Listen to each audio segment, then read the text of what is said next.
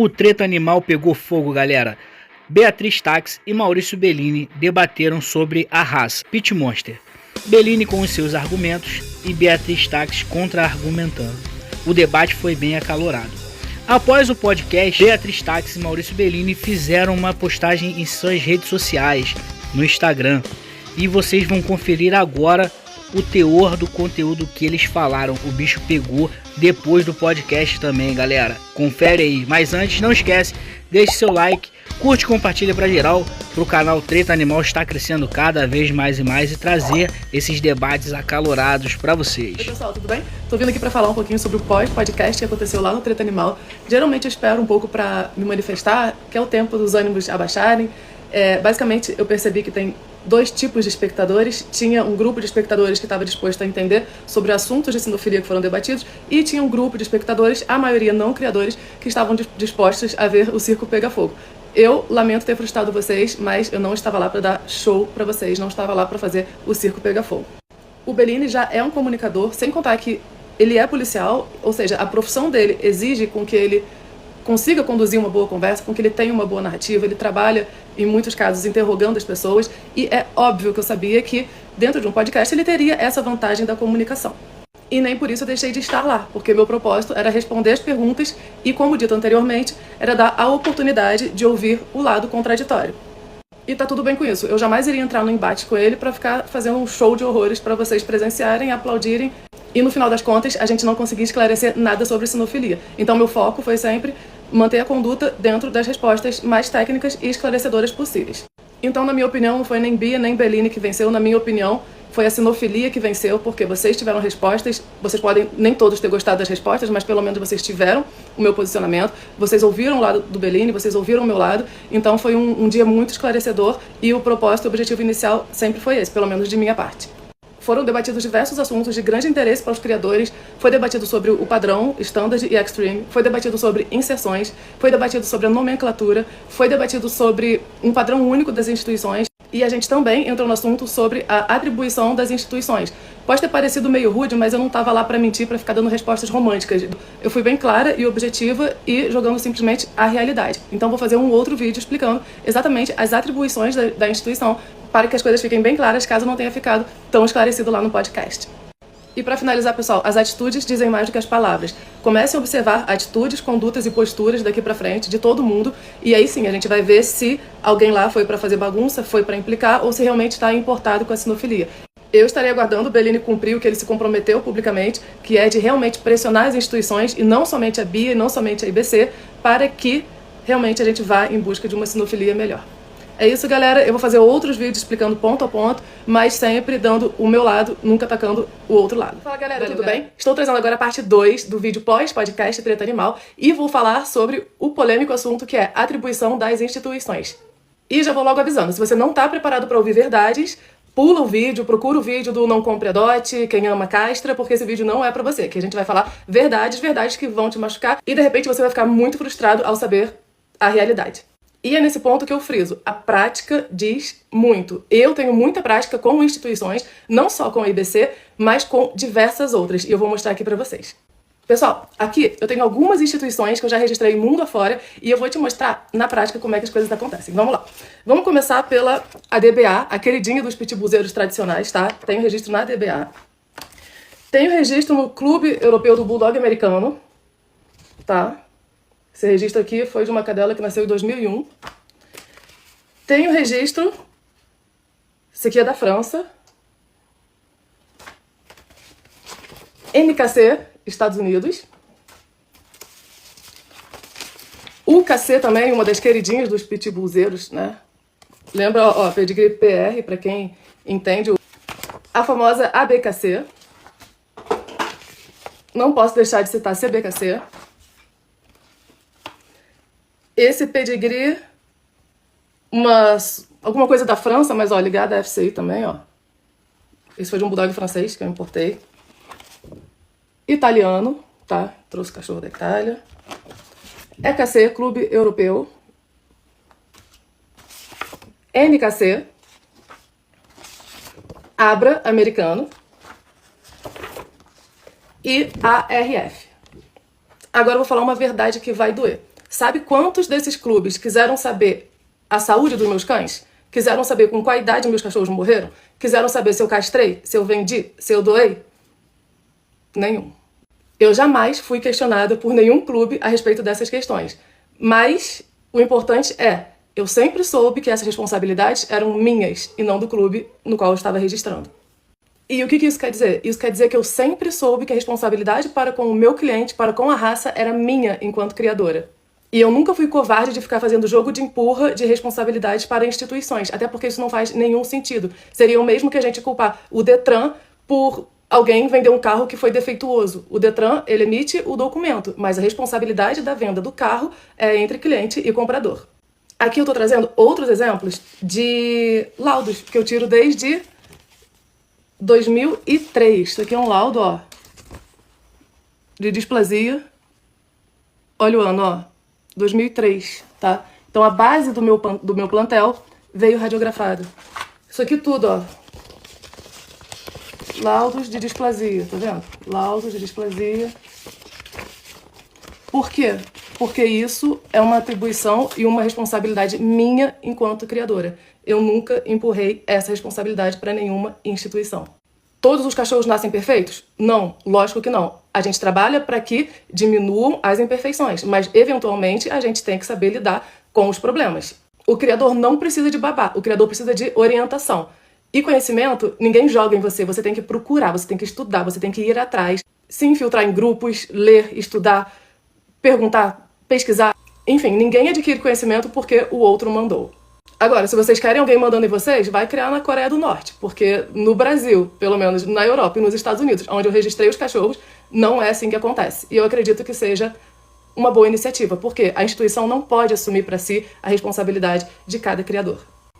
Aí realmente eu não consigo entender. Vocês querem que a instituição mande ou vocês querem ter a liberdade de conduzir o próprio trabalho com a responsabilidade de vocês? Porque se tem coisa que eu prezo é pela liberdade e pela democracia. E é por isso que eu me exponho dessa maneira e que eu quero sempre atender, especialmente aos nossos clientes, da melhor maneira possível. Ah, tá bom, agora vocês vão me perguntar, mas o que a instituição faz por vocês?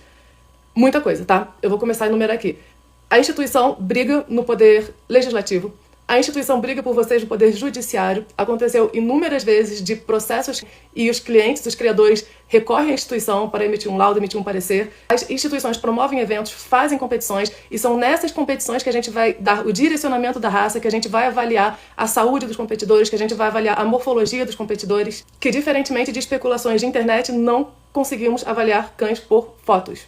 As instituições estabelecem parcerias internacionais, gera visibilidade para a raça, cria conexão entre os criadores, atrai entusiastas, participa de debates, regulamenta raças, assim como fizemos com o Pit Monster, nós descrevemos os padrões, fortalecemos toda a comunidade dos criadores e amparamos, dando credibilidade aos filhotes vendidos, com pedigree reconhecido internacionalmente e por aí vai. Poderia passar mais algumas horas falando o que a gente faz por vocês, pelos criadores.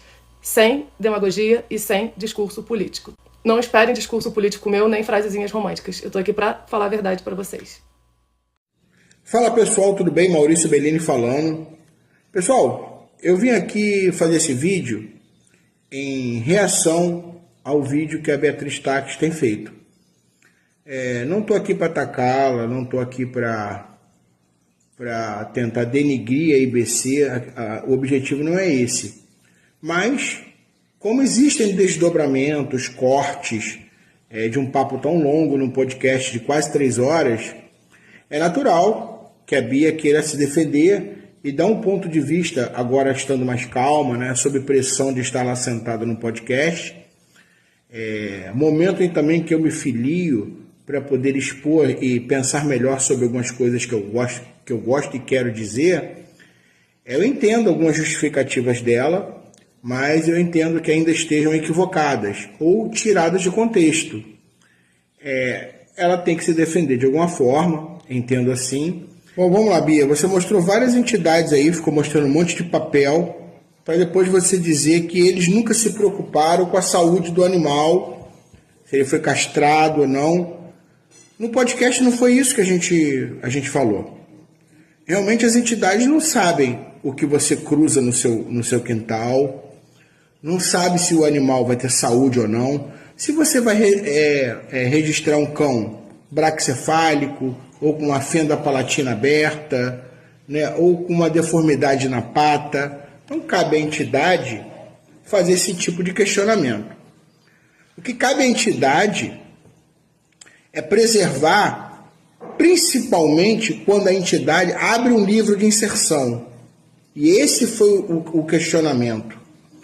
Quando o livro de inserção está aberto por uma entidade para que seja feita inserções de outras raças, para que você melhore o pool genético, traga saúde, enfim, queira trazer algum tipo de característica, o que não pode a entidade é pegar o experimento que a gente aqui denomina de F1, para denominar que aquele F é a inserção de duas raças, que é o objetivo da raça que você está trazendo a inserção, e de cara você dá um pedigree de Pit Monster, que é o exemplo aqui que a gente está falando. Então a gente tem uma raça Pit Monster que estava aberta ao Studbook, né, para outras raças, e aí sim a IBC fechou para outras raças e deixou somente para o Bulldog aberto.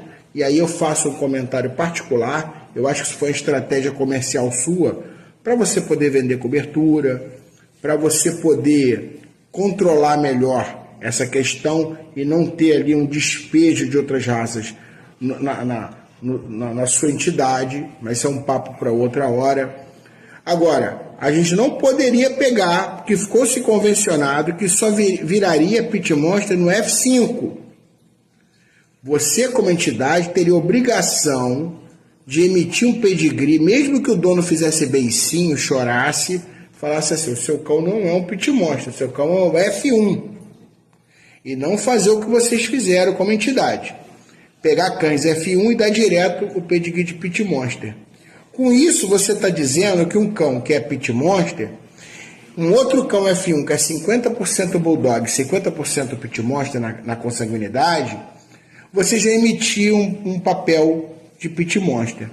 Porque como você luta aí pela democracia, vai ter gente que vai cruzar de forma leiga um F1 com 50% de sangue Bulldog, com 50% de sangue Pit Monster, e um outro F1. E você vai manter um cão com 50% Bulldog, com 50% Pit Monster. O que não deveria acontecer. Então foi nesse tocante que você foi questionado. Não tem nada a ver em você em controlar, quanto a entidade, a saúde do que está sendo feito, isso é blá blá blá, tá? Então vamos lá, esse exemplo que você deu do Detran não cabe muito bem. Eu compro um carro zero, e esse carro zero é da Volkswagen e vem com o motor da Ford. E aí você vai no Detran para fazer o emplacamento de um carro zero, e o Detran emplaca o teu carro com a numeração do chassi de um motor Ford.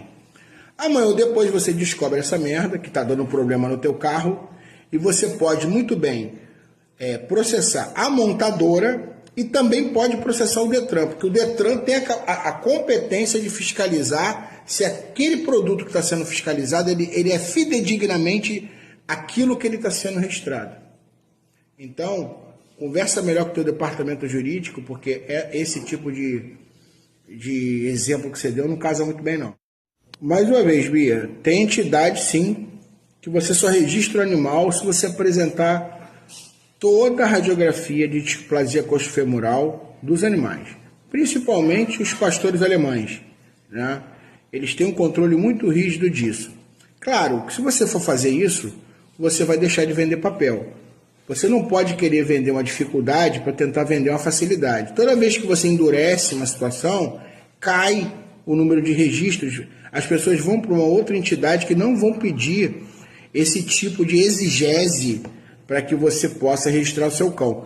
Se você começar a pedir laudo de displasia coxofemoral para Pit Monster, o pessoal vai correr para alguma entidade desses babacas aí de internet que ficam sempre do contra para poder registrar o cachorro, e você vai perder papel para vender. Essa é a grande verdade. Agora, quando você diz que a pessoa tem que se informar, ela realmente tem que se informar. Agora, o que ela não pode é ser enganada, chegando agora, achando que está comprando um Pit Monster e está comprando um Bulldog, um American Bully, que eu falei que não vou mais chamar de Bulldog.